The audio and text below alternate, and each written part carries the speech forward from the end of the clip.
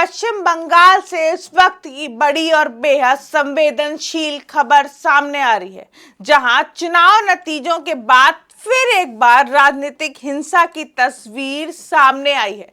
जीत के जश्न और हार की हताशा के बीच हालात इतने बिगड़ गए कि कई जगहों पर टकराव, तोड़फोड़ और आगजनी की घटनाएं देखने को मिली हैं।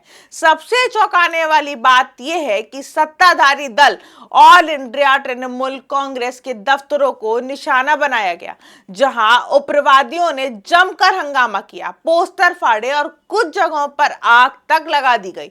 बताया जा रहा है कि जैसे ही चुनाव के नतीजे सामने आए, कई इलाकों में राजनीतिक कार्यकर्ताओं के बीच तनाव बढ़ने लगा और देखते ही देखते ये तनाव हिंसा में बदल गया। नॉर्थ 24 परगना, बीरभूम और मुर्शिदाबाद जैसे जिलों से जो तस्वीरें सामने आई वो बेहद डराने वाली हैं। कहीं भीड़ सड़कों पर उतरकर नारेबाजी कर रही है, तो कहीं पार्टी कार्यालयों में घुसकर तोड़फोड़ की जा रही है। स्थानीय लोगों का कहना है कि माहौल अचानक इतना बिगड़ गया कि लोगों ने अपने घरों से निकलने से भी डर रहे हैं। प्रत्यक्षदर्शियों के मुताबिक कुछ जगहों पर हमलावरों ने संगठित तरीके से हमला किया, पहले नाराबाजी की, फिर पत्थरबाजी और उसके बाद आगजनी। पूरा घटनाक्रम कुछ ही मिनटों में हुआ और पुलिस के पहुंचने से पहले ही काफी नुकसान हो चुका था। हालांकि प्रशासन का कहना है कि हालात पर काबू पाने के लिए अतिरिक्त पुलिस बल तैनात किया गया है और संवेदनशील इलाकों में लगातार निगरानी रखी जा रही है।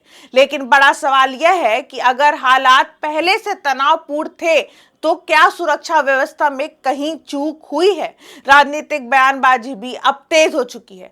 ऑल इंडिया तृणमूल कांग्रेस का आरोप है कि विपक्षी दल जानबूझकर उनके कार्यकर्ताओं और दफ्तरों को निशाना बना रहे हैं। वहीं विपक्ष का कहना है कि ये हिंसा खुद सत्ताधारी दल के समर्थकों द्वारा फैलाई जा रही है, ताकि चुनावी नतीजों के बाद दबाव बनाया जा सके। आरोप प्रत्यारोप की इस दौर में सच्चाई क्या है, यह जांच के बाद ही साफ हो पाएगा। लेकिन फिलहाल जो तस्वीर सामने आई वो बेहद चिंता बढ़ाने वाली है। सबसे बड़ा असर आम लोगों पर पड़ा है। जिन इलाकों में ये घटनाएं हुई वहां लोगों के बीच डर का माहौल है, दुकानें बंद हैं, सड़कें सूनी हैं और लोग अपने घरों में ही रहने को मजबूर हैं।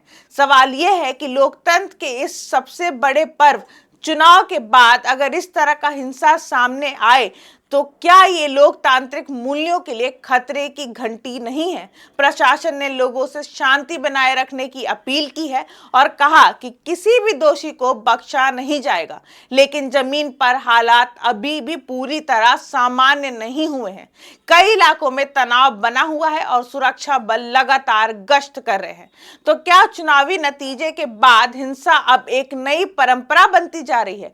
क्या राजनीतिक दल अपने कार्यकर्ताओं को नियंत्रित करने में नाकाम हो रहे हैं? और सबसे अहम सवाल, इसका खामियाजा आखिर कब तक आम जनता भुगतती रहेगी? फिलहाल हम इस खबर पर लगातार नजर बनाए हुए हैं, हर अपडेट आप तक पहुंचाते रहेंगे। तब तक बने रहिए हमारे साथ। मैं निशिता और आप देख रहे हैं इंडिया जंक्शन। के लिए सब्सक्राइब करें हमारा चैनल इंडिया जंक्शन यूपी।